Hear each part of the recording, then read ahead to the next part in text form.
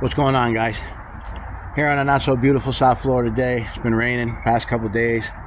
It rained on Sunday all day, but me and Tommy were able to work on the Chevelle and get a few things done and keep moving forward on it. So I figured I'd just give you a quick little video showing you what's been going on with the car and how far along we are. So we were able to get the clutch pedal mounted. It was a little bit of a fiasco, but we made a plate that actually used the factory screws on the steering column cover that goes through the firewall to hold the plate in, and then we were able to bolt the clutch master to that. So I'll show you guys that in a minute. It's bolted up in the car to the pedal. Works great. Wiring under the dash is pretty much done. I just got to run 2 wires for the vintage air to the fuse box, and all the wiring from the dashboard back is complete. I got the fuse box mounted on the firewall so I can start the front engine harness. Car's got a radiator now that's not mounted, but we did get a radiator for the car. We're waiting on fans. We put the front runner kit on it from Holly. Looks really good. I'll show you guys that in a minute. And I'm trying to think what else we did. Oh, we had to unbolt the brake booster in the master just because the booster's too big for where you have to mount the hydraulic slave cylinder for the clutch on the firewall. So we're gonna have to go with like a 7-inch round booster instead of the factory one. So we got that coming as well. 2 Delta Pag fans. 1 controller will control both fans. When you get their wiring kit, it's real easy to do. It has 2 relays on it. When we do finally get it, I'll show you guys how that works and how it goes in. But let me show you what everything looks like so far. A little bit of progress on the gray Chevelle too. I'll give you a little quick update on that. Another loom kit for the motor. Guys, this stuff is the best. I think it's $109, and if I didn't do everything I did, it would do the whole car. With the LS harness, I just went overboard on loom and stuff behind the dash and everything. I wanted the car to look really nice, and when people look at it, you don't see a bunch of different color wires, at least not as many as you would see normally. I want everything nice and loomed up back there. So let me get in the car, and this is the kit right here. If you guys want to order it, the loom is really great. It comes with the tools to install it and everything. That's all the sizes it comes with. It's real easy to use. I love that stuff. So, wiring. I got the courtesy light harness installed on both sides. One there, and the other one's laying down there. Basically going to get new door jamb switches to hook that ground up to. That's right there, that white wire. And then when you open the door, the courtesy lights will come on with the dome light, blah, blah, blah, blah, blah. Got the harness all back there. All done. Gauges are in. Look really good. Vintage air controllers in. I just got to run those 2 wires there. Tan wire for the illumination on the controller. Purple wire for 12 volts key on. Neutral safety switch and backup light wires right there. I'm not sure how we're going to run them yet, whether we're going to just run them through the tunnel down the firewall underneath the rug there, or if I'm actually going to go out a hole in the firewall and bring them down. Still undecided. So clutch pedal is in. Heim jointed in there. I don't know if you can see it. It's a little dark. But the pedal was actually bent from the accident. I guess when the guy seen he was going to rear end somebody, he pushed the clutch in. So this right here was bent. So I was able to straighten it back out and get it perfect. Now the rod is real nice. Travels real nice. Goes in really good. Very clean. Really happy with it. Fuse box is in. It just has tape over it because, we were working around it and I didn't want to get anything in it. So Tommy threw some tape on it. So what we had to do to make the plate, to mount the clutch reservoir. Clutch reservoir, you can see those 4 bolts right there. That's how it mounts to the plate. The plate actually bolts behind that 1, 2, and that 3rd bolt right there. So it's sandwiched in between the firewall and that plate to give it a little bit more strength. Let's see, I'll come out and show you.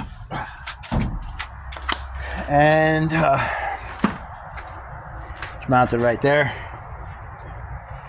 So as you can see, with the booster on, it clears, but it barely clears. Like you wouldn't be able to open it up and add anything if you had to.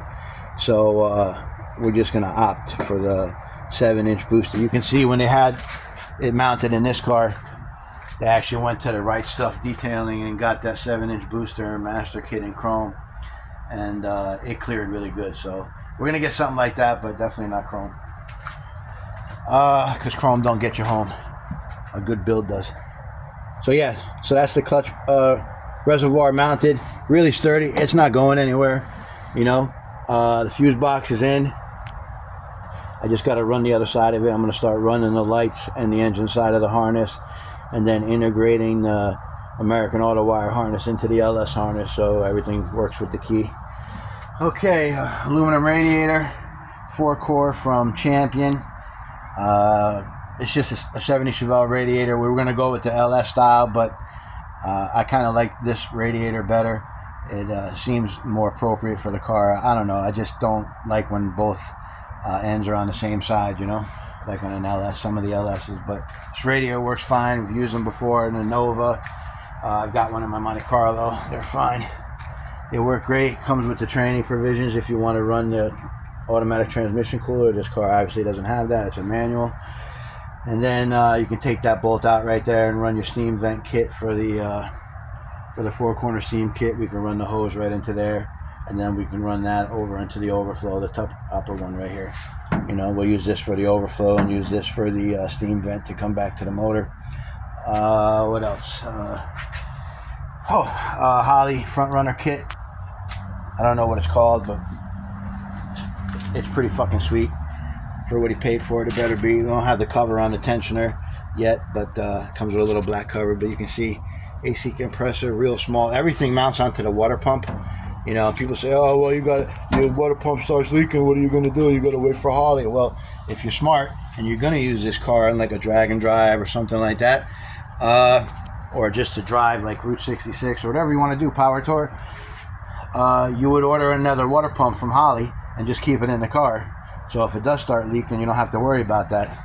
You know, I used to say the same shit. Oh, I'd rather go with factory because you can't do it. Well, just order another one.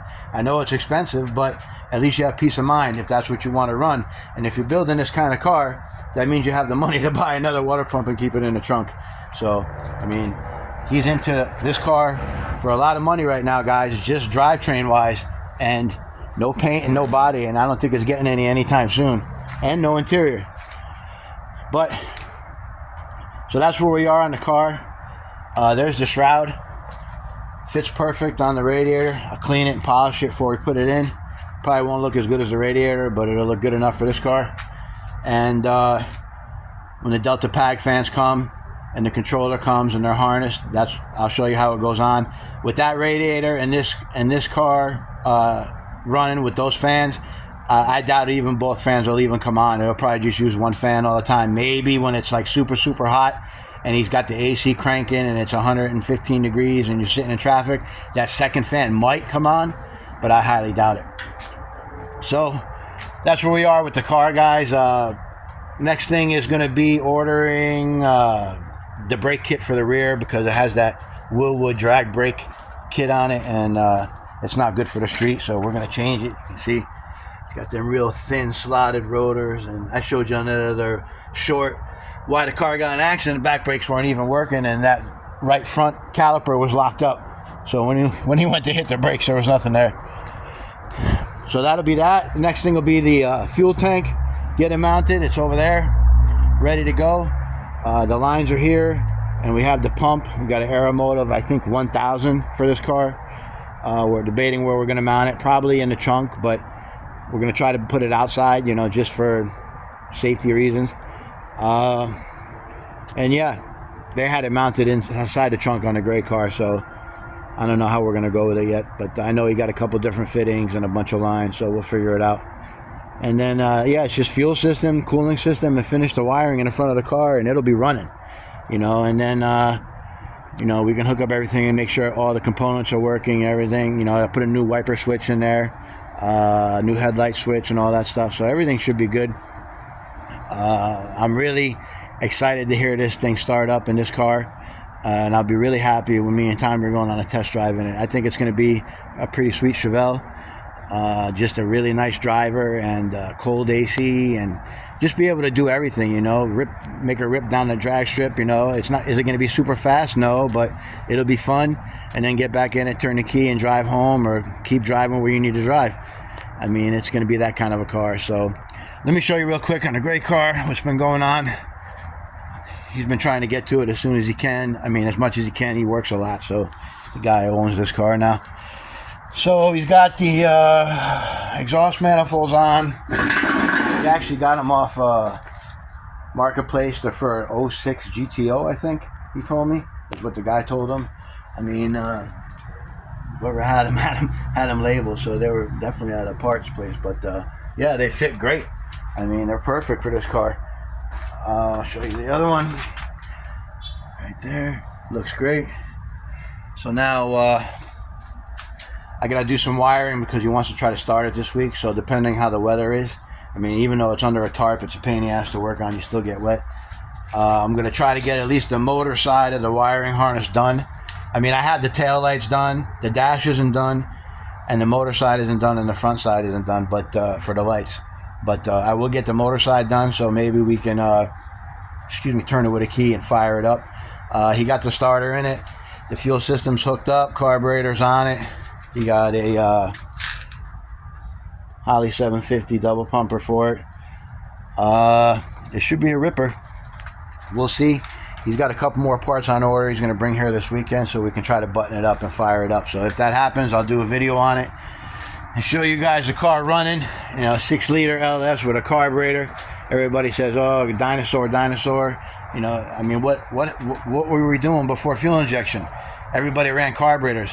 And people were running fast with carburetors. If you don't believe me, look at Smokey Unick. He was an innovator, along with a lot of other people. I just know him because I'm a Chevy guy, and I really dig the way he was an engineer. I mean, he was an innovator. And if you've seen some of the shit he does, man, it was crazy. You know, filling up your race car frame with fuel so you can win the race because you got more fuel in the frame of your race car and not in the tank of your car. Crazy shit.